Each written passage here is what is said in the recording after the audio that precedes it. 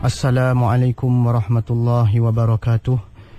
Tuan-tuan dan puan-puan sidang pendengar Radio Akim yang dirahmati oleh Allah Subhanahu wa taala.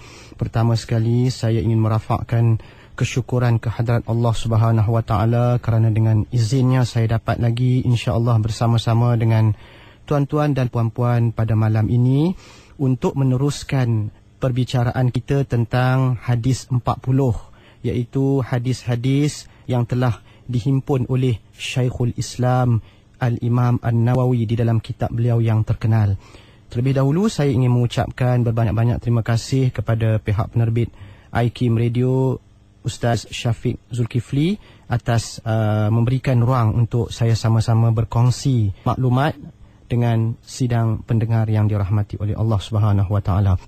Pada malam ini saya akan membicarakan hadis yang ke-20 yang berbunyi qala Rasulullah sallallahu alaihi wasallam inna mimma adrakan nasu min kalamin nubuwatil ula idza lam tastahi fasna ma syi'ta, rawahu al-Bukhari, yang bererti bahawa Nabi sallallahu alaihi wasallam bersabda yang bermaksud sesungguhnya daripada apa yang telah diterima oleh umat manusia daripada nasihat-nasihat para anbiya yang lalu ialah apabila kamu tidak berasa malu maka lakukanlah apa sahaja yang kamu kehendaki.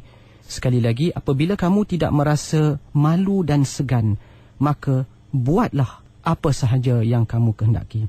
Sidang pendengar yang dirahmati Allah Subhanahu wa taala. Hadis yang ke-20 ini sebenarnya merupakan salah satu daripada hadis yang sangat besar pengertiannya dan maksudnya dan amat-amat menyentuh kehidupan kita sebagai seorang Muslim. Kerana hadis yang ke-20 ini sebenarnya membicarakan persoalan yang disebut di dalam kitab Al-Haya'u Minal Iman, iaitu sifat malu itu adalah salah satu daripada cabang iman kita kepada Allah Subhanahu wa taala. Sebelum saya membicarakan lebih lanjut tentang hadis ini, bagaimanakah perkataan Al-Haya'u itu ditafsirkan oleh para ulama kita? Para ulama kita mentafsirkan perkataan al-haya itu sebagai imtina'un nafsi an fi'li ma yu'abu, yang bermaksud keengganan jiwa untuk melakukan apa-apa yang dianggap aib dan tercela. Sebenarnya sebagaimana yang kita ketahui bahawa kedatangan Nabi Muhammad sallallahu alaihi wasallam dan juga semua para anbiya yang lalu adalah bertujuan untuk mengajar manusia budi pekerti yang paling tinggi di dalam kehidupan kita. Tujuan para anbiya diutuskan oleh Allah Subhanahu wa taala adalah untuk mengajar manusia agar memiliki etika yang paling tinggi, jiwa yang bersih. Itulah antara matlamat terbesar diutuskan para rasul, termasuklah Nabi Muhammad sallallahu alaihi wasallam, sesuai dengan sabda Nabi sallallahu alaihi wasallam, innama bu'istu li utammima makarimal akhlaq, yang bermaksud hanya saja aku dibangkitkan oleh Allah Subhanahu wa taala untuk menyempurnakan budi pekerti yang luhur di dalam kehidupan manusia. Maka di dalam hadis ini terdapatnya suatu sifat yang semestinya menjadi pakaian hidup kita sebagai seorang Islam, sama ada lelaki ataupun perempuan. Seandainya kita ingin mendapat kesejahteraan, kebahagiaan hidup di dunia dan di akhirat, andainya kata kita ingin menjadi Muslim yang benar-benar diredai oleh Allah, maka kita mesti berusaha untuk mendapatkan sifat apa? Sifat al-haya'u, iaitu sifat rasa malu dan segan di dalam diri kita. Jadi cuba kita tengok dalam hadis tadi, okey, sesungguhnya daripada apa yang adrakan nas, sesungguhnya sebahagian daripada apa yang telah dipelajari atau diterima oleh umat-umat manusia yang lampau, min kalamin nubuwah, daripada nasihat para anbiya. Ini bermakna poin yang ingin disebut di dalam hadis ini adalah satu sifat yang telah disepakati oleh para anbiya yang lalu. Maknanya semua rasul-rasul Allah yang lalu, semua nabi-nabi yang lalu mengajar perkara yang kita akan dengar malam ni. Semua para rasul yang lalu mengajar sifat yang akan kita sebut pada hari ini, iaitu sifat apa? Iaitu sifat al-haya'u, sifat rasa malu yang tersemat di dalam diri kita. Ada beberapa perkara yang akan saya sentuh secara ringkas tentang poin-poin penting lah yang berkaitan dengan hadis ini. Yang pertamanya, kata para ulama, al-haya'u min turathil anbiya, kata mereka. Mereka mengatakan bahawa sifat malu itu, sifat rasa malu dan segan itu, sebagaimana kita lihat pada takrif tadi, rasa malu untuk berbuat dosa misalnya, rasa malu untuk pergi ke tempat-tempat yang tidak sesuai, rasa malu untuk meminum arak, rasa malu untuk melakukan perkara yang tidak baik. Sifat malu ini, kata ulama, dia adalah daripada turas, dia adalah daripada peninggalan pusaka semua para anbiya yang lalu sebelum Nabi Muhammad sallallahu alaihi wasallam. Kerana apa? Kerana kata para ulama, kerana sifat malu itu dianggap sebagai sekuat-kuat pendorong untuk seseorang itu melakukan kebaikan, dan sekuat-kuat pendorong kepada seseorang itu untuk menjauhkan diri daripada kejahatan. Begitulah pentingnya sifat al-haya itu. Kerana apa? Kalau kita tanya balik, kerana dia akan mendorong kita untuk melakukan kebaikan di dalam hidup kita, dan juga dia akan menegah kita dari dalam diri kita untuk melakukan perkara-perkara yang tidak disukai oleh Allah. Kerana itu sifat al-haya'u ini adalah sifat warisan yang diajar oleh semua rasul-rasul Allah. Jadi ini nak menunjukkan kepada kita betapa pentingnya, betapa besarnya keperluan umat Islam kepada sifat al-haya ini, sifat rasa malu ini. Okey, sekarang kita cuba bila mana kita dah tahulah mana sifat al-haya itu adalah warisan yang ditinggalkan oleh para nabi yang lalu, kemudian ditegaskan pula oleh Nabi Muhammad sallallahu alaihi wasallam kepada kita semua untuk menghayatinya. Maka ini menunjukkan kepada kita betapa pentingnya sifat ini disuburkan dalam diri kita sebagai seorang Islam, tanpa mengira apa saja jawatan, pangkat, kedudukan kita dalam masyarakat. Insya-Allah kalau kita dapat menyuburkan sifat al-haya ini, pastinya dia akan mendatangkan banyak kebaikan. Kerana kita tahu di dalam Islam, perkara yang paling penting kita perkayakan dalam hidup kita adalah budi pekerti, sifat-sifat yang terpuji. Sebagaimana ada satu hadis Nabi SAW yang maksud hadis itu bukanlah kekayaan itu dengan kekayaan harta benda, namun kekayaan itu adalah ghina an-nafs. Kekayaan yang hakiki itu, kekayaan yang sebenar itu adalah kekayaan jiwa, iaitu jiwa yang penuh dengan sifat-sifat terpuji. Kerana jiwa inilah yang akan kita bawa bersama kembali menemui Allah Subhanahu Wa Taala. Dan salah satu daripada sifat jiwa yang amat penting diingatkan oleh Nabi di dalam hadis ini adalah sifat al-haya itu sendiri. Okey, sekarang saya nak cuba ulas bagaimana cara para ulama Islam mentafsirkan hadis tadi.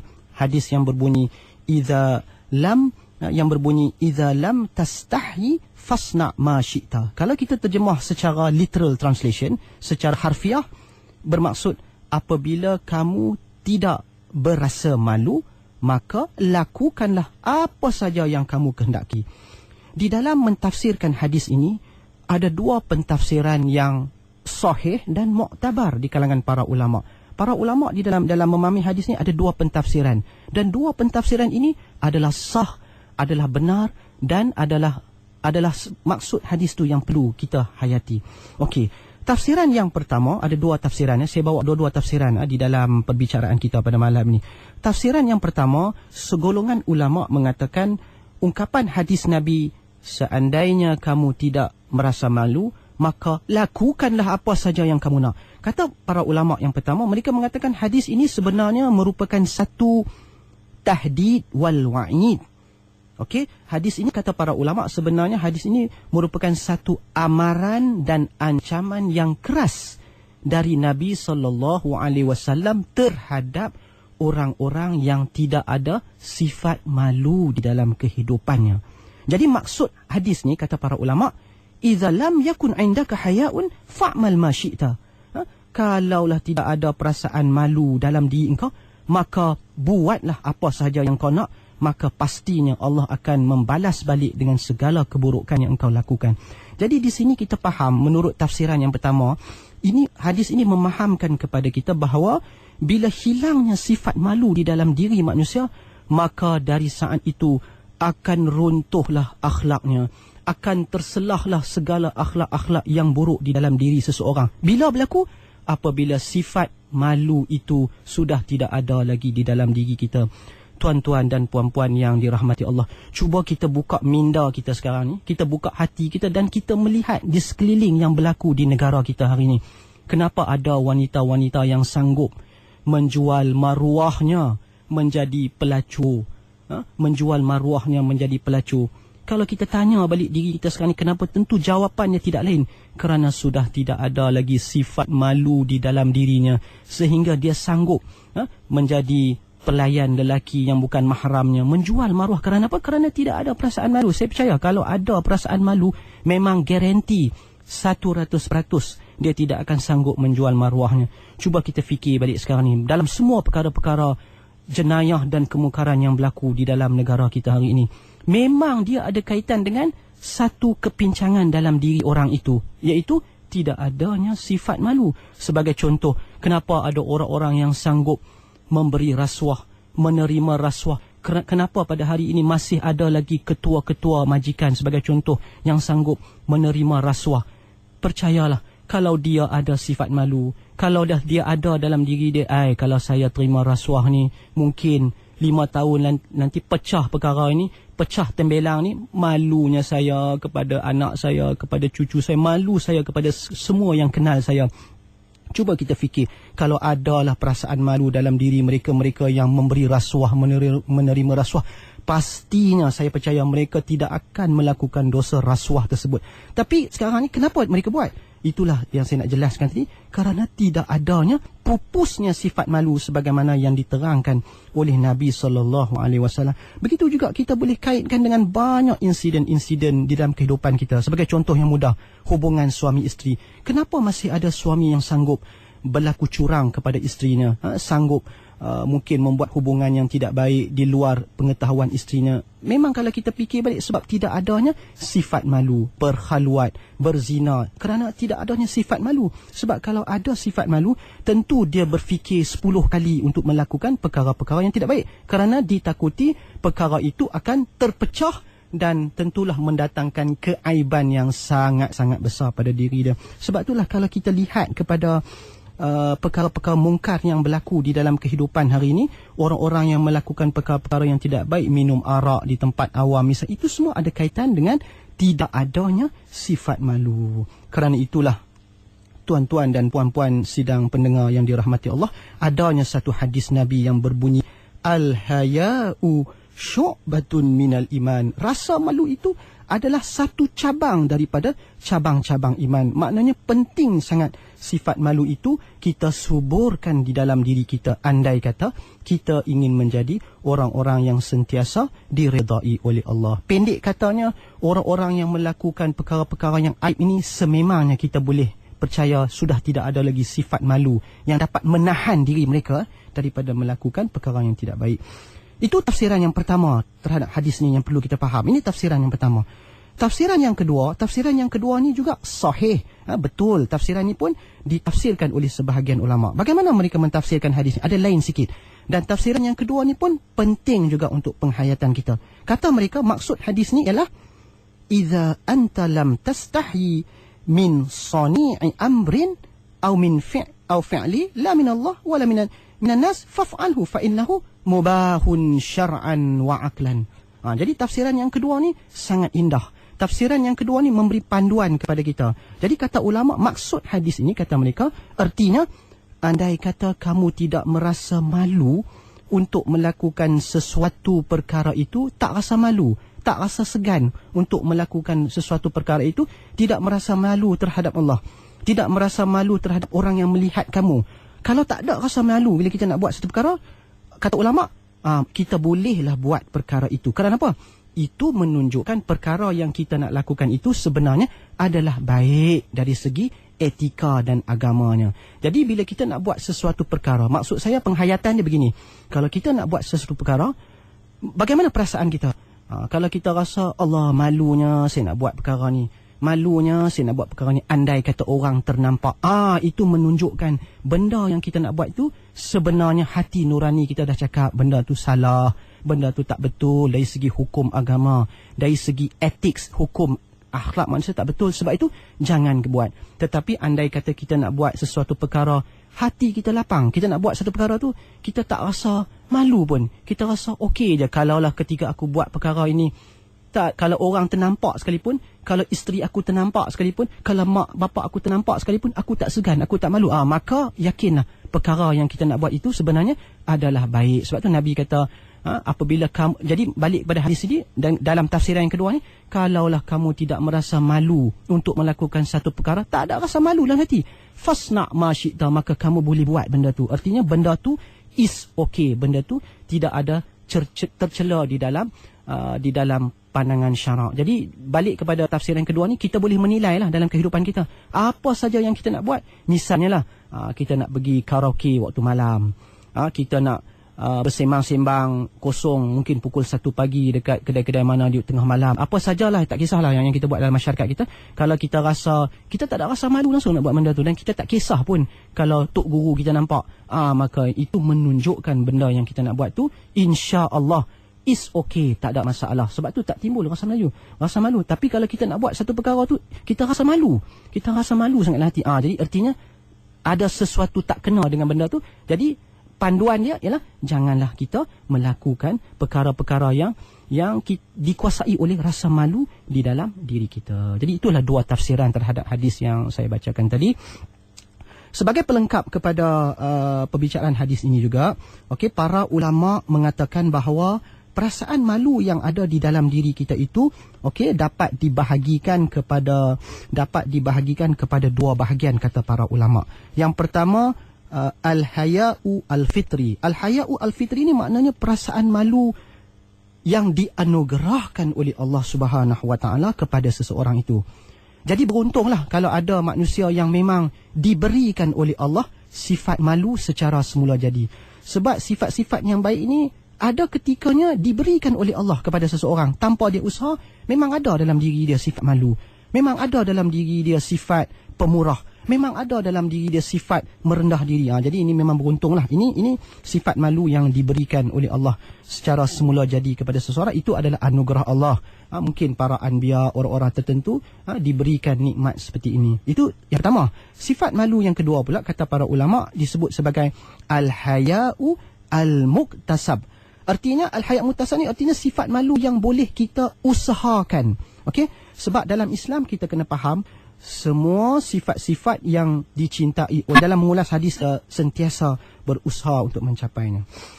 Kemudian saya nak tambah beberapa poin lagi yang penting yang perlu kita fahami. Di dalam mengulas hadis ini juga para ulama mengingatkan kita bahawa ma yuzammu minal haya', maknanya sifat rasa malu itu bagus, tetapi sifat malu itu boleh juga menjadi suatu sifat yang amat tercela, amat buruk. Bila mana? Bila kita merasa malu untuk melakukan benda-benda yang baik. Ini terbalik kod pula.